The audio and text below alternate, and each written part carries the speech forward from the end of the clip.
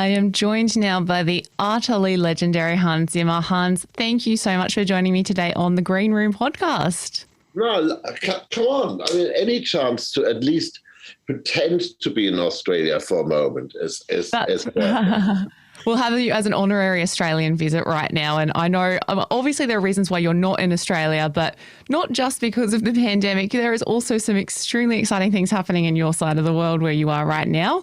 Here we are with the release of No Time to Die, a movie that has been in the works for many years, I know, and faced many hurdles to get here. The 25th James Bond film, yet another musical triumph to add to your eye-watering resume. I know you came into this project at the start of last year and you were just recently walking the red carpet at the world premiere, but you've been balancing this alongside a lot of other films. What was it like to step into the James Bond universe sonically and lend your touch to this iconic franchise? Well, okay, so here's the thing. Of course, everything you say is true. It's iconic. It's legendary. It's amazing. It's daunting. It's terrifying. It's all of those things. But I've been friends with Barbara Broccoli, the producer, for many, many years. I never thought she would actually ask, would I tackle this? And it never seemed, the friendship is vastly important. And the one thing you don't want to do is lose the friendship over writing a bad score and ruining the movie for everybody. But one night I got a phone call from Barbara going, what are you doing? Basically, get on a plane. And I dragged my friend Steve Mazzaro, a brilliant musician that he is, over to London. And, just try to, write good enough to maintain the friendship. But actually, what happens with these projects is, I mean, these particular projects, and I have some experience of this, a little bit of experience of this, having done, the three Batman movies, that you realize it's not just three movies. It's like in my case, it was 12 years of my life. In Daniel's case, I think it's 16 years of his life. So I think in Barbara and Michael's case, it's been their whole life. So you got to show some respect. And so, of course, I mean, I very much invited Daniel in to be part of the process.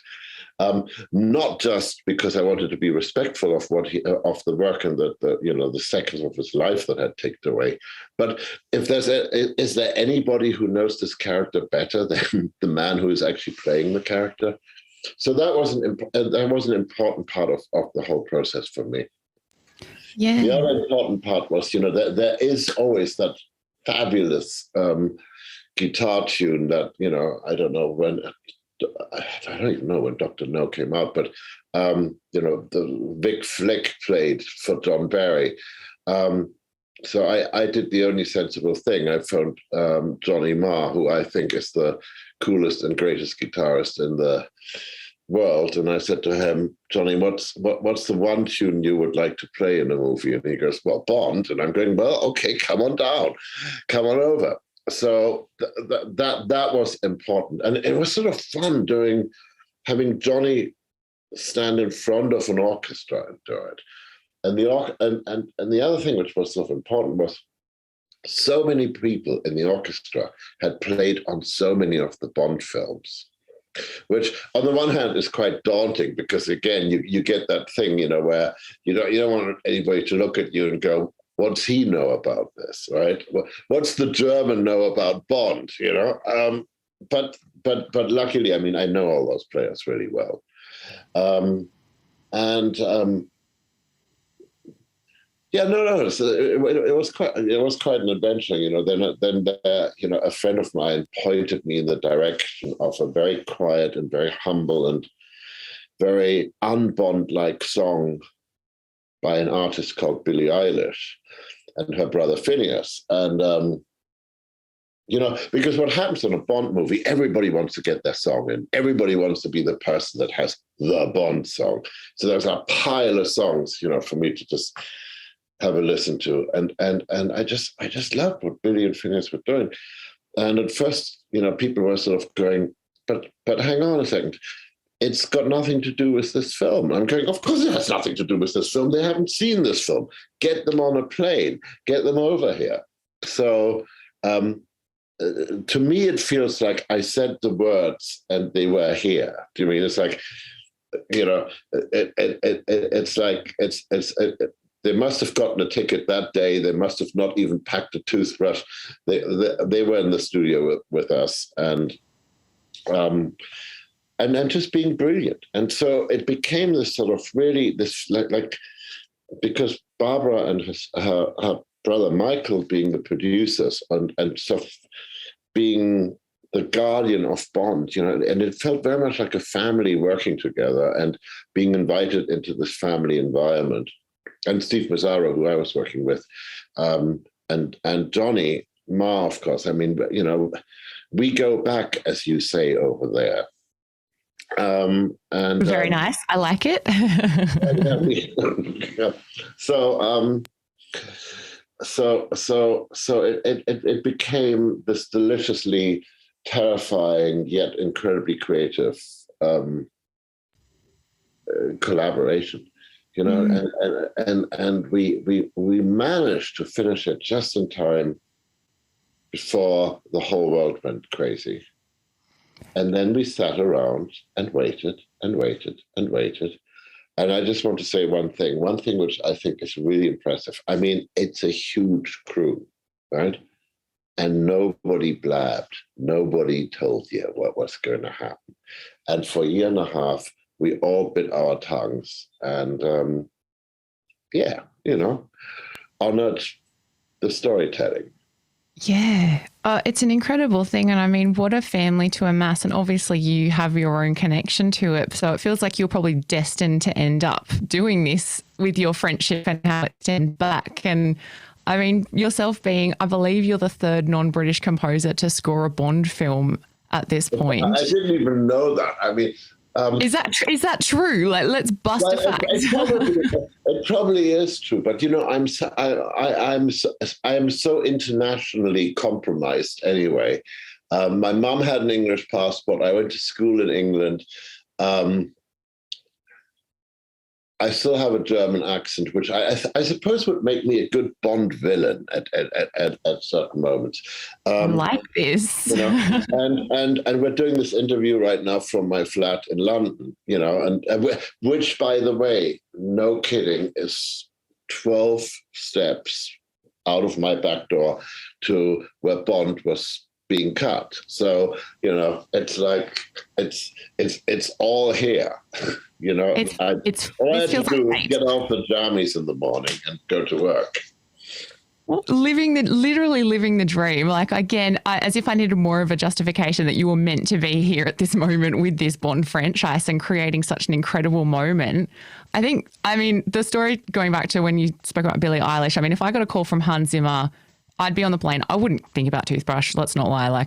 I'd pick one up wherever I go. But what was it about that particular song or what you heard from what was coming through? Like, what was it that made you kind of really pay attention to what they were doing? It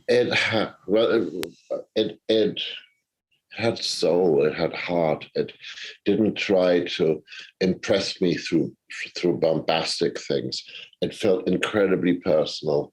It was modern yet timeless, and just, I don't know. I'd never met them, but as soon as they walked into the room, it was like, long lost brothers and sisters. It's like it was so great. It was just so great, and really collaborative. Again, So for instance, they were big Johnny Marr fans, so that was really, just dragging that color in, and the song ending with one of with a Johnny Marr chord as well. It's like just the way it had to be, like that, just that little dot across the I, or that little line across the T. And we've stayed friends. I mean, that's the thing.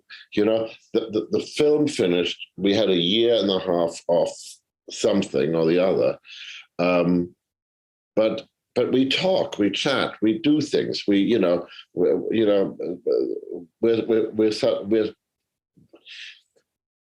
what the movie allowed us to do is to form new friendships and to form new relationships that maybe will end up with something else, or maybe just end up with being good dinners.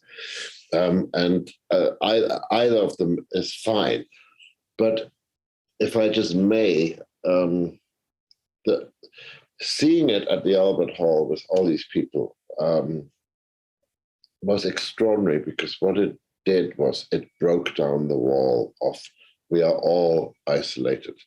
It broke down the we are all alone in this together sort of thing. It broke down the it connected all of us again in a sort of a not so much us filmmakers, but the audience. It was a triumph for the audience to be together, to experience something, to, I mean, something I sort of learned from Chris Nolan when we were doing Inception. I always thought the movie was about shared dreaming. And you go and look at the Albert Hall, and there's 5,000 people sitting there, and they're all dreaming. They're all for a moment bond. They're all for a moment in that world. And that, and that was really fantastic. It's an incredible thing. I mean, who could have thought when you were coming into this project that that's how that would culminate? And it probably makes that moment even more beautiful, because that's what art does. It does bring us all together. But the fact is, it's got even more meaning at this point. So that just gives me goosebumps a little bit. I'm really glad you said that, because I've been talking to a lot of people about this and about the state of the world. And I keep thinking, I mean, especially when we were working on Dune, look, your national treasure, Lisa Gerrard, talking to Lisa and talking to the other singers that I had on that movie, and talking about how art might be the only language left that can fix this world at the end of the days. Well, art and science, obviously, but every time I speak to scientists, they keep going, well, what we do is we just put on your soundtracks and listen to it while we work things out. So there is a connection. There's a connection, but it's look, the world has changed. The world has changed radically, but I feel it's in this place right now where we are actually allowed to go and reinvent it and hopefully make it a little bit better than we should never go back to how it was, because how it wasn't all that great. This is an opportunity to go and maybe pay a little bit more attention to art, pay a little bit more attention to science, pay a little bit more attention to. Am I sounding completely pretentious here? Probably. No, I think you're right. I think that's what it is. There's a reset and there's silver linings to be had. And I think you're absolutely bang on. And if we can't take something positive out of it, it's been a complete waste of time. So I think we need to find the positive. No, exactly. And actually what you're saying makes me instantly think that all those people who've suffered, all those people that died, I have friends in the orchestra where I, on a daily basis, get these photos and reports of them, on ventilators, on breathing machines, and them fighting this righteous fight for their life and their loved ones. So yeah, if we don't get something positive out of it, then all that will have been a waste. So yeah, we are all in this together, and we better go and roll up our sleeves and rock out. Well, Rock Out You Have, No Time to Die is an absolute triumph, and it's so exciting to see it in the silver screens. We can't wait to see it in Australia, and I'm beyond stoked to have been able to have some time with you today. Thank you so much, Hans, for your time. You're so welcome.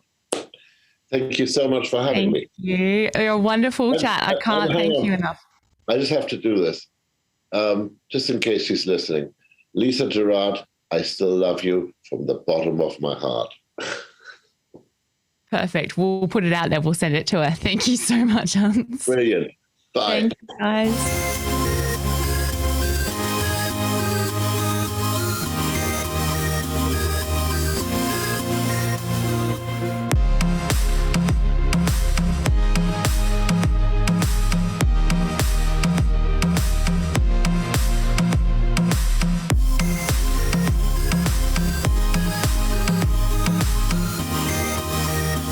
Green Room with Tiana Speter is a euphony podcast, created by Craig Treweek, produced by Tiana Speter and Andrew Mast, hosted by Tiana Speter, recorded, edited, and engineered by Zig Parker. Music by Zig Parker.